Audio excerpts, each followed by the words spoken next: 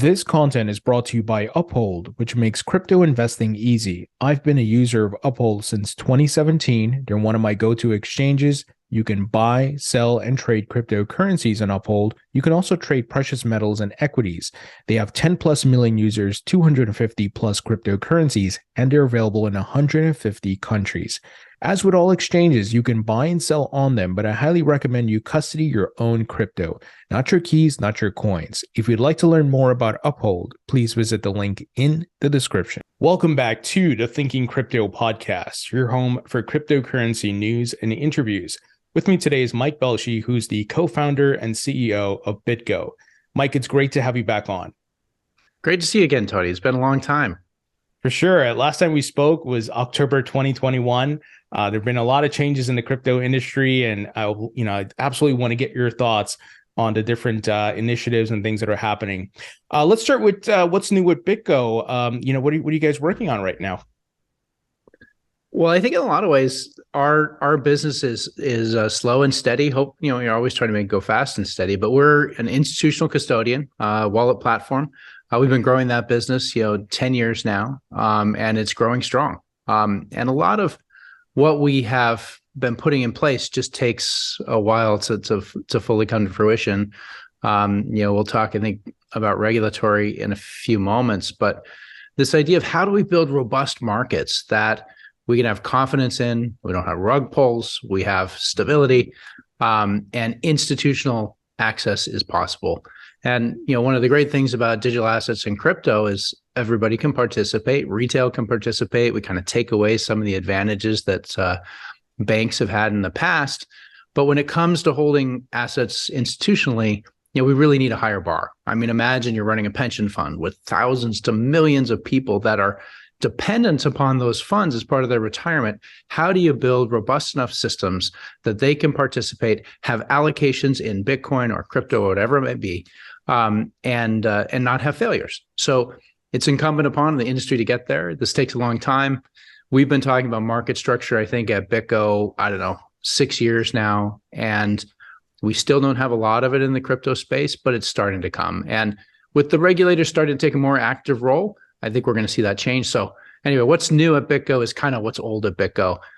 It's our job to be slow, steady, keep it safe, make it safer, de-risk it, and all that.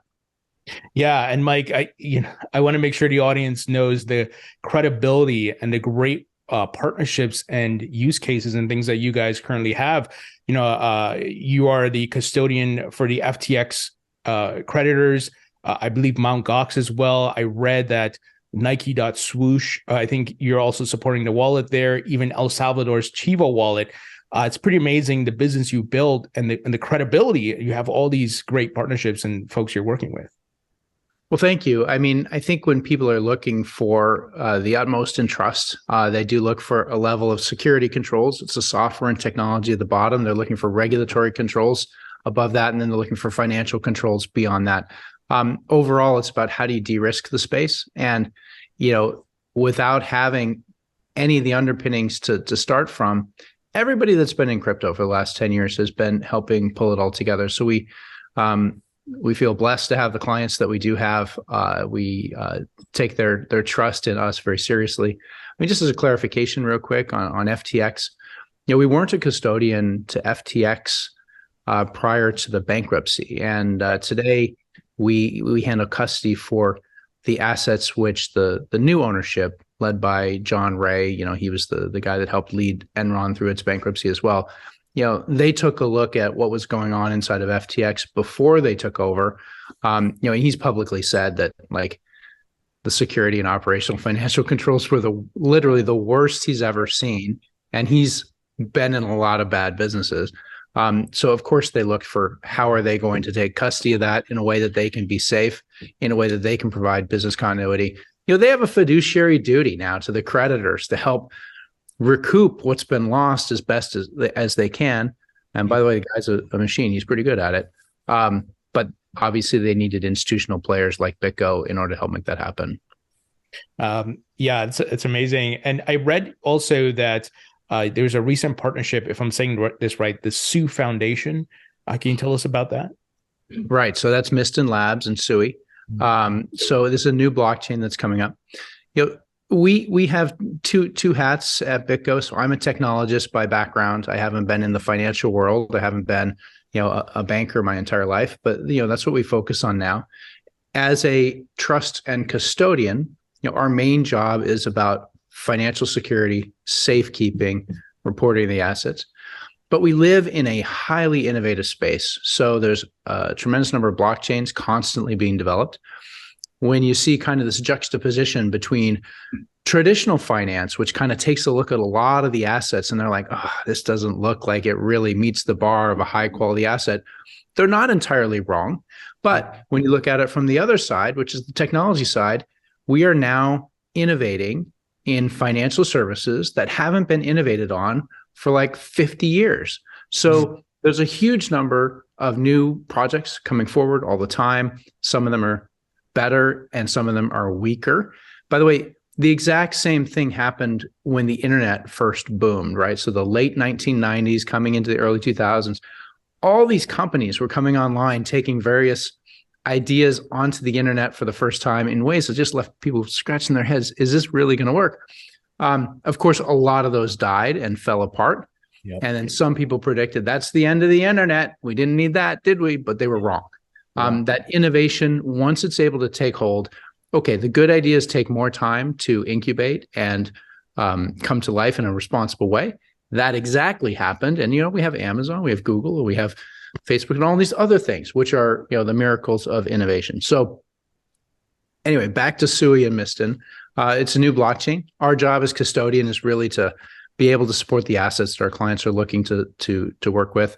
Super credible team, comes out of Facebook, did a lot of the work on what was previously called Diem. They were kind of working on a kind of a basket-based stablecoin approach for Facebook. They took a lot of the learnings from that and they've come up with their own company. It's got a very interesting new smart programming, smart contract programming language, as well as a highly scalable blockchain. So look, like with a lot of things in the digital asset space, we have a lot of experiments going on, which is great. Some of those experiments are going to work and others are not always based on just pure technology. It's a combination of the organic mix of evangelism, technology, who adopts it, which use cases pick it up. So anyway, SUI looks to be a pretty promising blockchain. We have a lot of clients that are looking for it. We don't want to endorse just one. I don't want to make it sound like we do, but that's a recent one that we just added. And our job is to continue supporting all the new assets as they come on as best we can. Yeah, you guys have been supporting different blockchains and protocols. I know you are, correct me if I'm wrong here, the only custodian that offers institutional staking. I think it was with AVAX and certain other protocols as well. How is that side of the business going? Yeah, look, so staking has been a growing demand from clients over the last couple of years. In the early days, people were less worried about, staking. There were fewer proof of stake based blockchains. And the early solutions that came up didn't really consider the fiduciary and regulatory components that go along with it. So here we do start to overlap into what types of financial products are these? How are they regulated? How can you take them to market in a compliant way? And, Kraken was just stung, I think 2 weeks ago. They paid a $30 million fine and shut down their staking as a service program. Now, they were going to retail. And the title of their program, although it was staking as a service, was actually a little bit more than that, right? It had some components of auto staking on behalf of the user. It had components of combining user funds together, retail, and then an unclear, perhaps, calculation for how they pass that yield on to their clients. Yes, we do at BitGo provide what we think is an institutionally safe way to do staking. And when we talk about regulatory, which I'm sure you're going to hit on later, this is a place where the regulators have a couple of options in terms of how do they tell the world what they would like to see from staking type products. One is to just say, oh, this is already crystal clear, and just follow the existing rules, otherwise we're going to fine you. which is the approach they've taken so far. And the other one is to come out and say, here's how we would like you to deal with staking. Here's the parts of what Kraken was doing that we did not think was good. Here's the parts which are okay. Boom. So you have to admit, whether you're a regulator, whether you're an investor, whether you're an industry participant, staking is a new type of product. We have not had staking ever in any asset class before. We do not have gold bars that create little pieces of gold that come off of them and you collect the gold. It doesn't exist, right? And this is not an investment that's obviously on behalf of the work of others, like what we've seen when you give someone your money, and then they invest it and they go try to make a yield. It's just not the same thing. Right. So I think it's disingenuous for anyone to say, hey, it's completely obvious how staking should be managed. And for that reason, I hope that the regulators and the legislators come together and really answer affirmatively, this is how we would like you to handle it, rather than retroactively saying, oh, that's no good. Oh, right. That's no good either. Oh, yeah. That's no good, which is what's kind of happening right now. Yeah, and it seems like specifically the SEC, there's a bit of a power grab, a land grab happening where they're trying to throw everything into the securities bucket, whether it be stable coins and whatever it is. And actually, I interviewed SEC Commissioner Hester Peirce yesterday, published the interview today. We talked a bit about this, and she can't give as many details, but she's not in agreement. The problem is, though, she's outnumbered, and it seems the regulation by enforcement is the way they want to approach things right now until maybe Congress acts and we get the clear rules. Here's what is expected for staking and how it should be handled. It's pretty tough out there right now. What are your thoughts on all these enforcement actions that have been coming through? Well, look, I partly stated it. Like, I don't mind the enforcement actions, but it should be combined with clear definitions of here's what we want you to do before we say, just don't do that. And to say that staking is like existing products is completely untrue and misleading. Staking is not like other products and really does need the regulators to come out and say, this is what you need to do. Now, so that's the first point. The other point, which I think is interesting, is, regulation really should not be a partisan thing. And, we have the legislature, which obviously is political. And the legislature issues rules for what the regulator is allowed to do. And the regulator obviously has some amount of latitude within those rules for how to interpret and, of course, expand and hopefully, put really good minds behind what's the right approach. But we have an interesting problem right now, which is that as the administration changes from one party to another, the interpretation of the exact same regulation and the exact same legislation also changes night and day different. So under the former administration, it's not the SEC, but the OCC, we had Brian Brooks come in as the comptroller of the currency. And he said, we need to put out definitive, good paths to bring crypto into the banking industry. He started that process. And, that was right in the last 6 months of the prior administration, the Republican administration. And then now, under the new administration, they came in and they said, we're going to undo all of this stuff. Yeah. They didn't actually change any laws, but just political pressure on those in charge, and of course, new appointees, caused a complete turnaround in terms of how the exact same laws are interpreted. So, that's a challenge and a problem. I mean, you mentioned Commissioner Peirce. I believe there's 5 commissioners in the SEC. Of course, Chairman Gensler's at the top of that. And there's just this convention, which is interesting, that whoever is the party in charge gets 3 seats, and whoever's the party in the minority gets 2 seats. And the terms expire a little bit, they're not completely aligned with the presidential terms, but that's generally what happens. So, of course, Hester Peirce, she's from the prior administrations, and her term has not yet expired.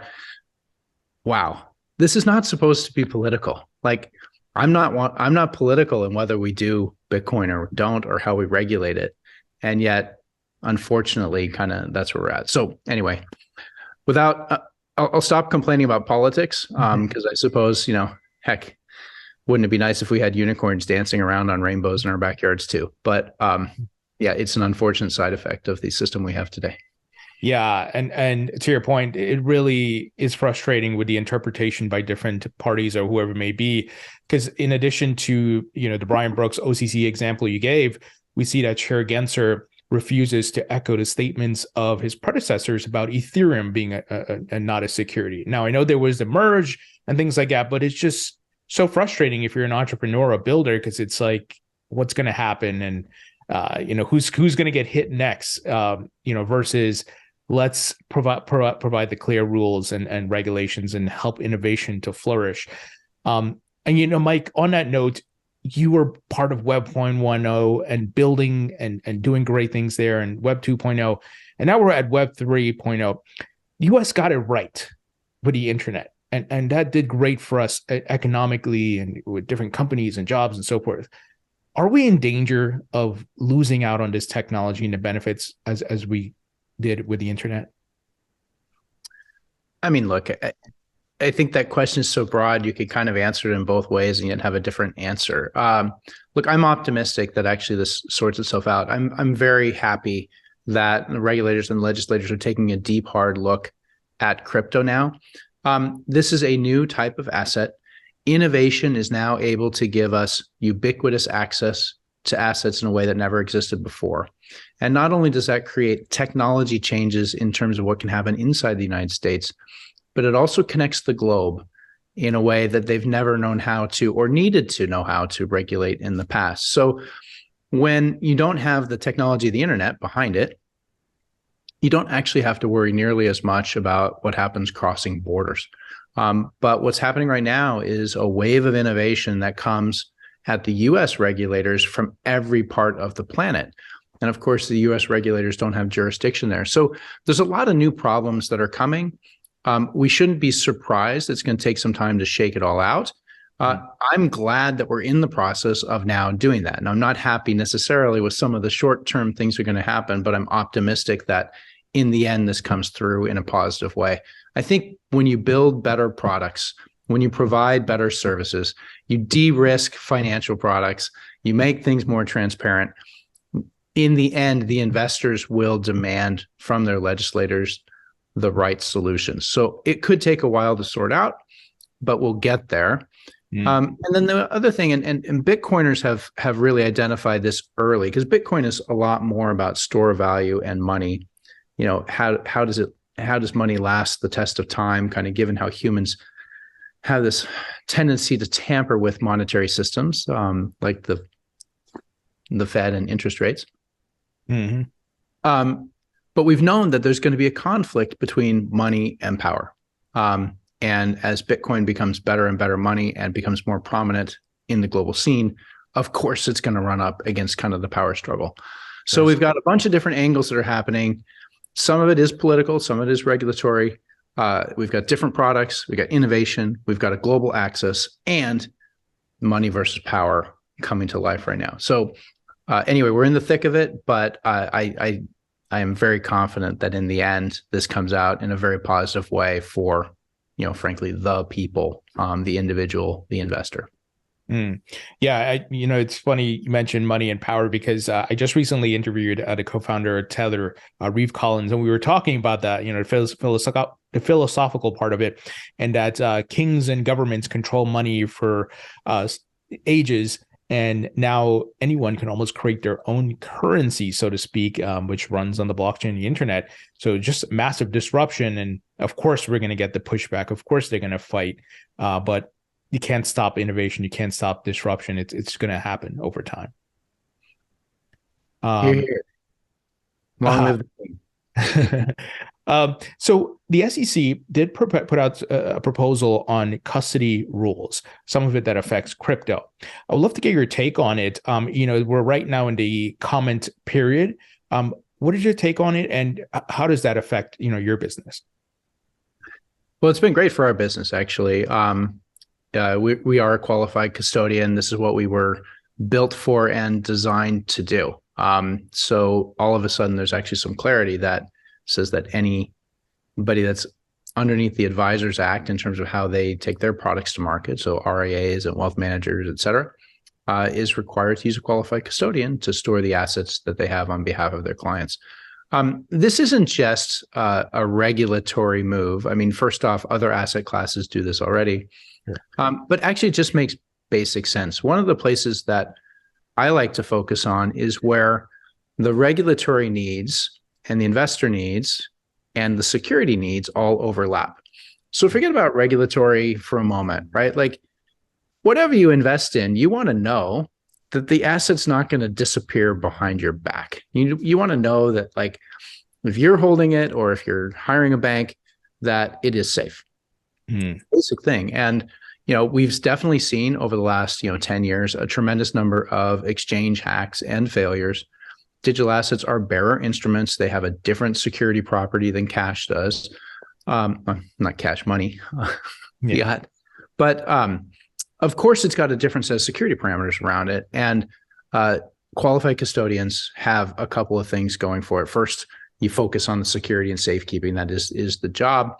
But second, you're not conflicted by way of being a trader or looking to make financial products. So, at BitGo, I've been on stage, I don't know how many hundreds of times saying, we really need to start separating the trade from the custody.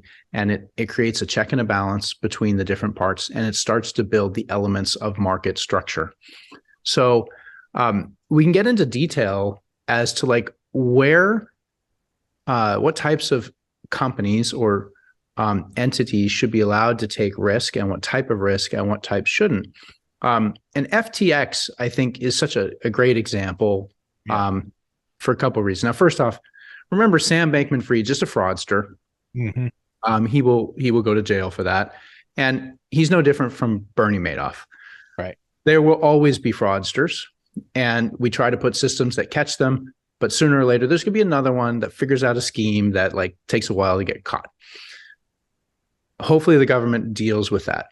In terms of market structure and how we build financial products, we have other things that we lean on as well. And inside of FTX, you had two basic entities. You had Alameda Research, which was a prop trading firm. Sometimes people call it a hedge fund. I think it was actually more prop trading, but prop traders, hedge funds are actually allowed to take pretty significant risks.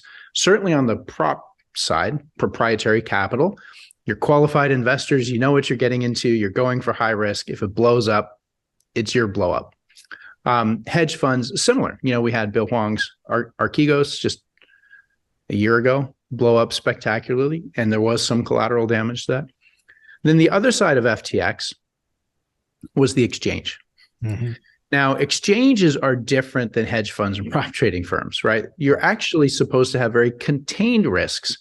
And the exchange in other markets, whether you're talking about derivatives markets like the CFTC or whether you're talking about equities markets, have a series of participants. You'll typically see exchanges, you'll see broker dealers, you'll see clearinghouses, you'll see custodians and banks, and each of these takes a different role.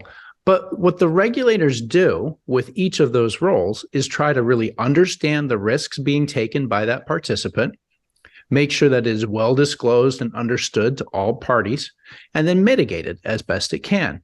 So FTX was supposed to be mitigating risk as part of an infrastructure provider. And this is so that all of us, whether we are retail or institutional, whatever we may be, have steady markets on which we're building our other finance, right? You can't have global commerce if you don't have reliable markets. And that's why we have market structure. So sadly, crypto does not have market structure today. It does not have significant market structure. Sam Bankman-Fried was out there saying, hey, continue to have all of the different pieces. Just let me do all of them under one hood. It'll be great. And it didn't work that well, right? So the market structure tends to create isolation of risk, redundancy, that is robustness across those parties. So there's always a backup system. There's regulatory oversight to make sure that those parties are actually abiding by the risk mitigations that are needed, safety and soundness of the bank, things like that. And then we can all trade safely. Take your risks on the prop trading firm, that's fine. Taking your funds out of the exchange and giving it to the prop trading firm behind everybody else's back, that's fraud. Right. Anyway, I rambled a little bit there, but overall, I think what's happened in the last week, the SEC clarified that yes, investment advisors, types of funds are going to need use qualified custodians. That's generally good, I think, for the asset class. And so I'm pretty happy with that. They wrote a book on the whole thing. And so it had a little bit more impact, kind of hitting other assets that might also get wrapped into this. I have less of an opinion about that. I'm sure there's some things that can be cleaned up and tightened up, but the direction is sound. Yeah. And, looking back in hindsight, it's like, why weren't these things in place? It's just, it's like so logical, and you want to make sure your funds are in a properly regulated custodian such as yourself. But I guess you live and you learn. This is easy. No. I think it's important to understand this. This is where innovation has come in. So we have had, prior to crypto, we have had a financial system that has been basically unchanged for decades. And what's happened is that the participants are now so heavily regulated, they've built big moats around their businesses, and it's impossible for small companies to really get a foothold. The two largest custodians in the United States, we got BNY and State Street. What is it? 150 years old, 200 years old each. So what's happened is the market has been built around these very strong players, and the regulation has made it so that new entrants can't come in. So when crypto emerged, all of the early exchanges, they would have been happy to use a bank. They would have been happy to use a custodian. But the existing financial system took a look at crypto, said, we don't understand this stuff. We have a business that's billions of dollars big and very lucrative to us. That thing that you're talking about, we don't understand it, but it might put our bigger business at risk, so we're not going to touch it. So, Coinbase and Brian Armstrong, did he have a place where he could store crypto at a bank? No, he had to build it on his own. And so he did that. And the innovators and the pioneers in the space have built and built and built until we've now have, $1 trillion markets in the crypto side. We've got DeFi, we've got all of these different types of products that are showing tons of promise, but the existing system doesn't yet know how to interface to it. So we shouldn't be surprised that we didn't have market structure from day one, because the existing market structure does not have a facility to address innovation. And this is a super hard problem. I'm not trying to say it should be just easy. And it actually is a place where we should sympathize to the regulators a little bit.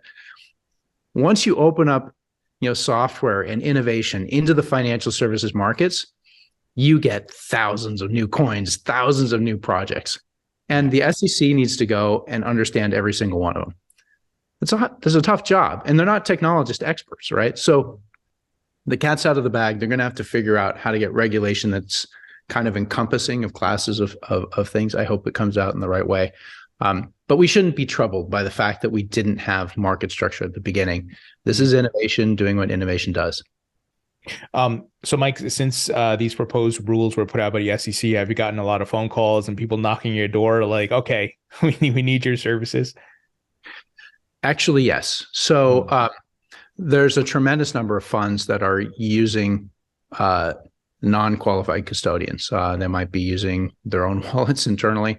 They've known that this isn't the best solution in the past, but they haven't really been forced to deal with the risk that they're taking. The SEC coming in and saying, hey, we're going to enforce this is definitely been a wake-up call. And it takes time to move from a self-storage or a non-qualified custody to a qualified custody. Just, you take some discipline around it. So they've all started doing that. And actually, yeah, the phone has been ringing off the hook, so to speak, except we don't have an office phone. We're a 2020s company. But you understand what I mean? Like, yeah, there's a lot are looking for like, okay, how do we make this work? How do we put this into our business?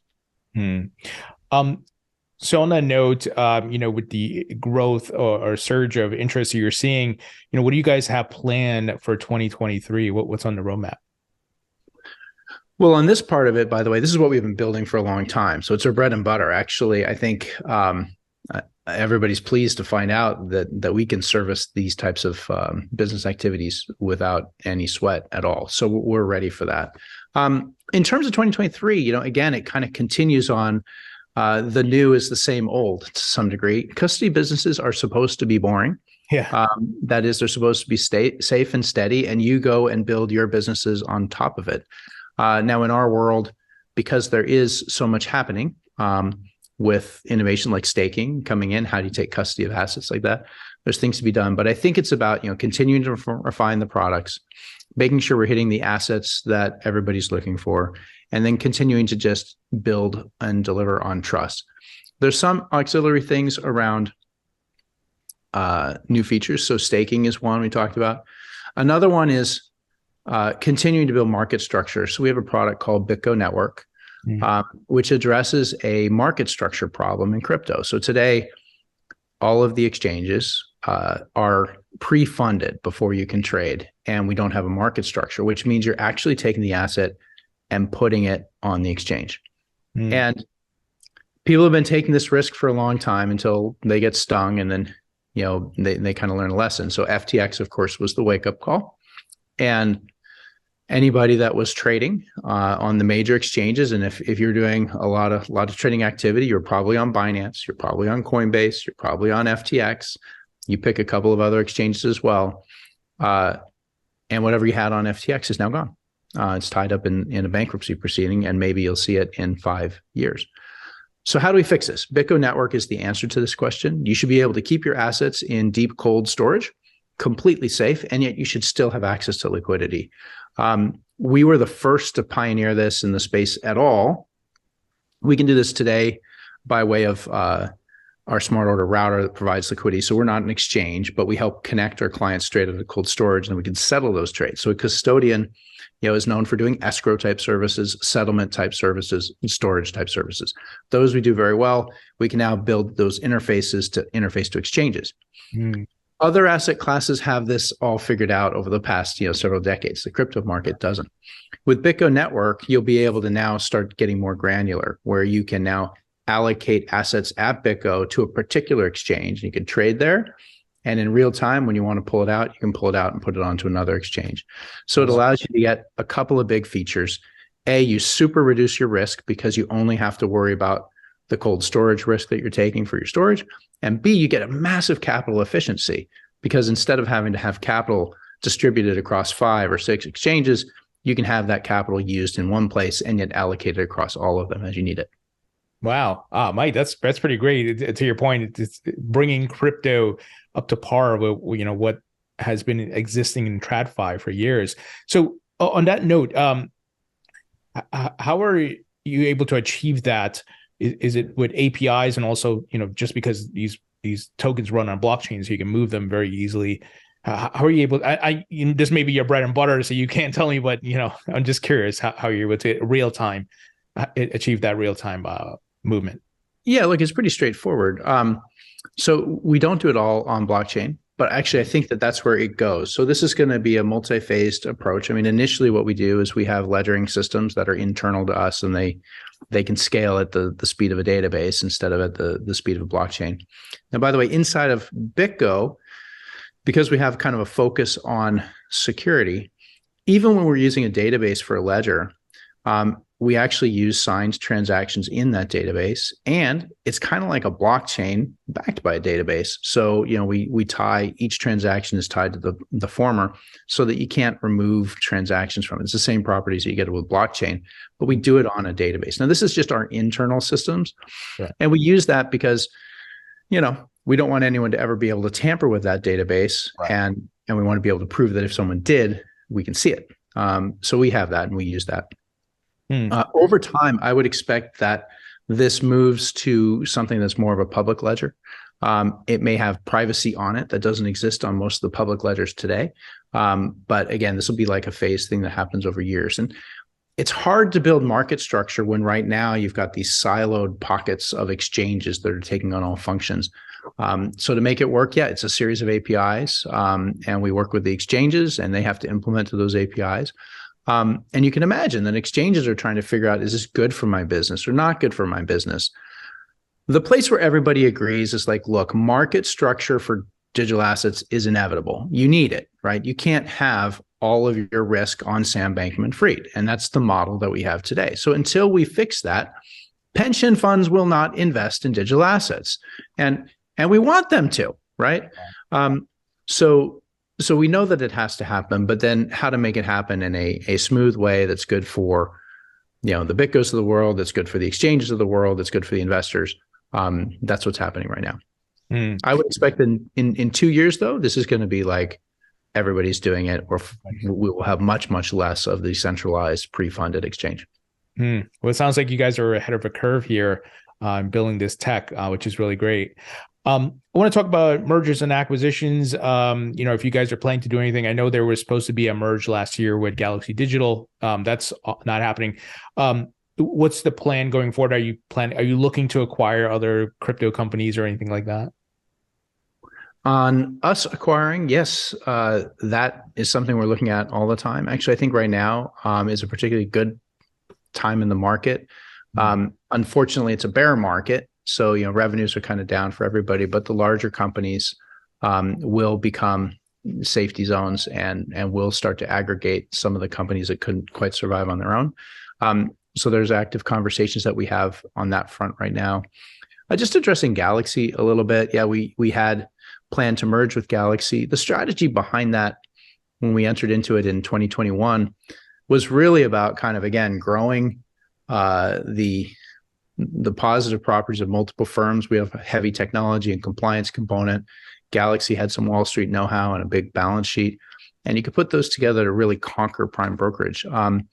We always had super positive feedback on the strategy behind that, and that it was sound. The deal didn't come together in the end. I mean, largely delayed by the SEC's unwillingness to let any crypto companies move through, and we had a dependency there where Galaxy is a Canadian company that had to move to the U.S. And list in the U.S. for that deal to happen.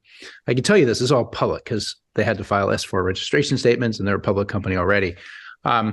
So the SEC just blocked everybody, and Galaxy couldn't put together financials that the SEC would accept. So Circle was blocked, eToro was blocked, Bullish was blocked, Galaxy was blocked. It kind of comes back to the regulatory side of how do we move forward with an industry when the regulator does seem to be pretty much putting the kibosh on any moving forward. So good news, we have Coinbase did manage to get through. There's a couple of other blockchain companies that are publicly listed, but it's definitely been a concerted effort where nobody seems to be able to meet the bar if you're in crypto. A few more questions before I let you go. Are you currently custodying NFTs or plan to? I read that, I think I mentioned earlier, you guys are working with Nike, Nike.swoosh. You're supporting the wallet that they have. Absolutely, we are. So yeah, we work with Nike. It's been a great partnership so far. On the NFT front, it's interesting. So digital assets are also digital property. We finally have cracked the nut on how do you own digital stuff. Right. And again, this is an area where the innovation is just exploding. So NFTs are one manifestation of that. There's a lot of talk about inside of gaming, how you can own various things, whether it's land rights or other things that'll eventually overlap with VR and who knows what else, the metaverse. So the interesting thing now, though, is like, well, once it's property, you end up very quickly having something that intersects with the financial sector. So properties can have values, and then when you trade them or swap them with others, you run into the same rules you would have in the financial system when exchanging any other type of property. So for us at BitGo, we started out as a technology company in 2013. There was huge demand from fiduciaries in the space that wanted us to take all of the keys, which is what led us to build BitGo Trust Company, so that we could be a fiduciary to other parties that wanted to hold digital assets. With NFTs, we're seeing the same metaphor happen, but now with corporations. Corporations are starting with this idea of like, wow, this NFT stuff is really awesome. We can build customer loyalty programs. We can engage with our customers in all kinds of new ways. Their marketing teams start out with these ideas of how they're going to use NFTs to promote their business. And then the lawyers come in and say, wait a minute, those are digital properties. Are you hitting money transmission rules? Wait, how are we going to secure them? What happens if the keys are lost? It's all the same questions that we had from fiduciaries around cryptocurrencies in 2015 that we now have with NFTs in 2021, 2022. I guess it's 2023 now. So anyway, this is all coming, and yes, we're helping a number of corporations kind of through this process. Being qualified custodian, being able to settle these, being able to hold them securely on behalf of users. It's what we do, whether it's cryptocurrencies or NFTs, we make that work. We did launch a sub-brand, which is called Harbor. And it's got a retail type wallet, which has got some NFT capabilities in it. It's intended, by the way, to be a showcase of what you can do on the BitGo platform. So a lot of times you don't see BitGo because we're a set of APIs that are behind the scenes. We're used in all kinds of applications across the ecosystem, often exchanges and broker dealers, et cetera. But I think increasingly you're going to see it in retail wallets and NFTs. Harbor is our showcase app, so that you can see the power of Web3 on the BitGo platform. That's amazing. So Mike, I just want to ask you this question. You were once again part of Web 1.0 and doing some great things. Are you excited about Web3 as you were Web 1.0? Oh, I'm way more excited about what's coming next. I think actually the impact that's coming with digital assets and Web3 is absolutely earth-shattering. So our financial systems are so ripe for better system. I mean, the existing financial system has failed us on multiple occasions. 2008 was a near crisis. We have inflation that's out of control right now. We are wondering, what's the status of the US dollar as a reserve currency, and how is that going to affect our lives and our livelihood? All of this can be fixed with digital assets. We have frauds like Bernie Madoff and Sam Bankman-Fried. Again, digital assets can fix this. One of the things that I'm so much more exposed to at this point is the idea is audits, right?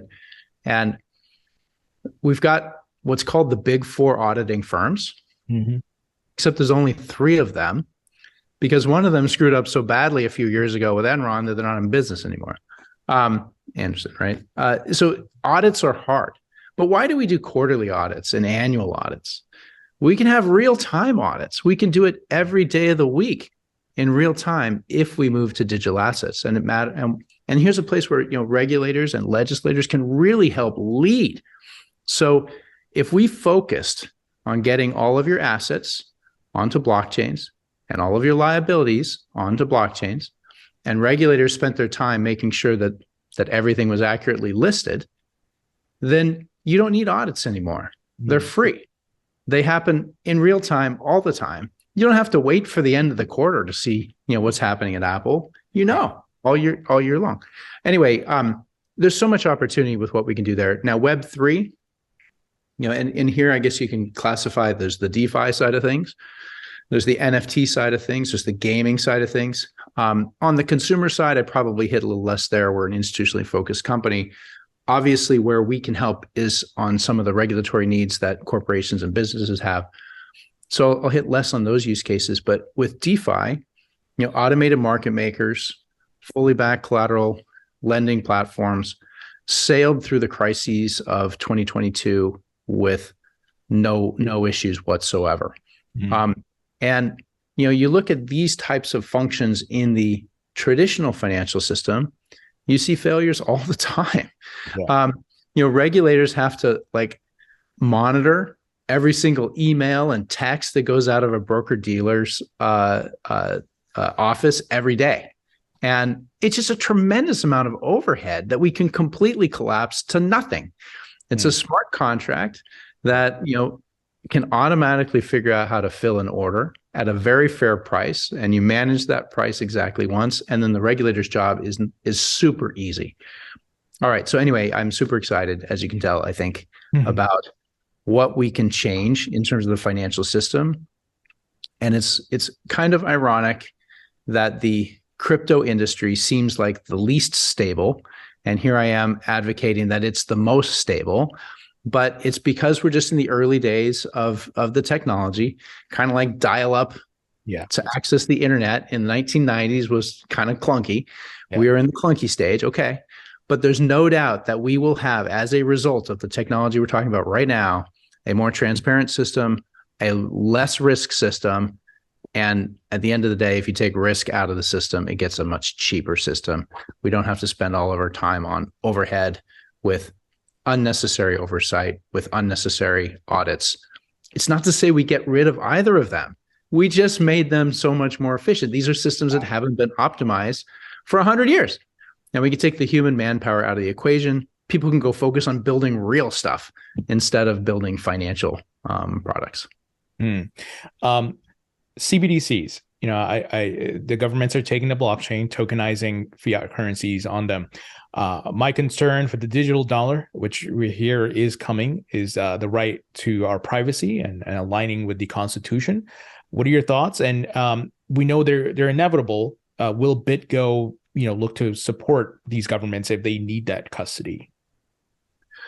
Well, I'd like to think that we're a bit of experts on the space. So I certainly hope that we can help advise and help build and then participate if it comes to fruition. I think the blockchains lack the fundamental privacy that's really needed to make them work today. And at the stage we're in with crypto, we're still in a place where regulators usually associate privacy somehow with bad, illegal activity. Yeah. Like, forget about the bad guys for a moment, right? Like, whatever your financial patterns are, they're yours and they're private. And a medical procedure that you had or a donation that you made that's completely legitimate, you don't want others to see what that is. And unfortunately, the blockchain, as is today, provides total transparency with no privacy. We can add privacy to it. We just need everybody to kind of get their heads around how to do it right. You're going to be able to regulate it. That's going to be all clean as well. I think in order to get to a true CBDC, you're going to need much more of that. Businesses, by the way, have a similar concern. Traders keep their trades and their trading patterns very secret. And if your competitors can see your trades and then front run you, this is a problem as old as time. So again, we're going to need privacy there. So let's see. On CBDCs, I think there's a lesson we can learn from Web 1 to Web 2. And reapply it here. And I don't hear this talked about a lot, but I think we should talk about it. We used to store all of our own emails. We used to store all of our own electronic data. Along comes the cloud, and it makes it so much easier. Today, we upload all of our photos, every email, every message to Google and to Facebook. And we know, we're like, I wonder if they're ever going to use this against us. And then, well, oops, up comes Cambridge Analytica. And everybody gets irate that suddenly these guys have this total power because they have all of this data. A CBDC, stablecoins, have the potential to be the Googles of our cryptocurrency. Yep. That is, when you used to have your own email server, maybe as a business or whatever, if someone wanted to come and see your email, they had to come and give you a subpoena and say, give me your email. And you would hire a lawyer, and that lawyer would defend you. And he would help, make sure that that information only gets released if it's really done according to the law. Today, you store your email at Microsoft or at Google, and a subpoena goes to Google and says, hey, give me Tony's email. And Google's like, okay, no lawyer, you don't get notified. You've lost all control, right? So you've lost a lot of rights by having moved to that model. Yeah. Now enter stablecoins. Let's say, and I'm not trying to criticize the, Google's or Microsoft or anything. This is just, it's the pattern we've seen, and we're going to see it again if we're not really careful. Circle as a stablecoin provider, you mentioned Tether. If a subpoena goes to those companies, are they going to defend you, or are they going to freeze your funds? And they can freeze your funds. They don't have a vested interest to go and hire an attorney and figure out if this is the right thing to do or the wrong thing to do. They're just going to go and do what's in the subpoena, and you don't get a chance to defend yourself. Look, to some degree, you have that with banks today. Right. But with stablecoins, it gets far, far worse because you've got a stablecoin that encompasses everybody. So imagine if you had like the one true Google of banks that covered all banking. Anyway, CBDCs are going to going to face all of these challenges and potentially more. And I think if we did end up with a CBDC and call that Web3, well, then you can kind of forecast, what is Web 4 going to be about? It's going to be about dismantling this centralized thing that we just created. Right. But Anyway, in general, the good part of CBDCs, if there is a good part, having digital money 100% would be such a win. Today, we've got the legacy fiat system, which doesn't have digital capability. It doesn't interface to the digital world, and it creates this on-ramp, off-ramp problem, which has a lot of risk and failure in it to and of itself. So I'm super bullish on getting to an all-digital path. I think we got to solve the privacy problems. I think we got to solve the centralization problems. And for the people out there that want to just control their own money, it's kind of like the individual liberties. They kind of get chiseled away one by one. You go to a CBDC without solving some of these smaller problems, and you're going to have like a really big problem at the end. So anyway, big challenge, very exciting. Final item here before I let you go. Thoughts on the rise of AI, Chat GPT, and what impact that might have on crypto, if any? Well, look, I think AI is going to disrupt a whole bunch of things in our industry, and I think it already is. So we're exploring, can we use AI to detect, fraudulent transactions? Just make sure that we can keep you safe using that. I think, Chat GPT has shown that these systems are starting to do really good production work. I think it's early days. There's going to be a lot coming. I'm excited. Awesome. Mike, always a pleasure. Always insightful information. Thank you so much. And I'm going to have you back on because you have so much knowledge and thoughts around this technology. I appreciate that. But thank you for joining me. Thank you, Tony. Great show.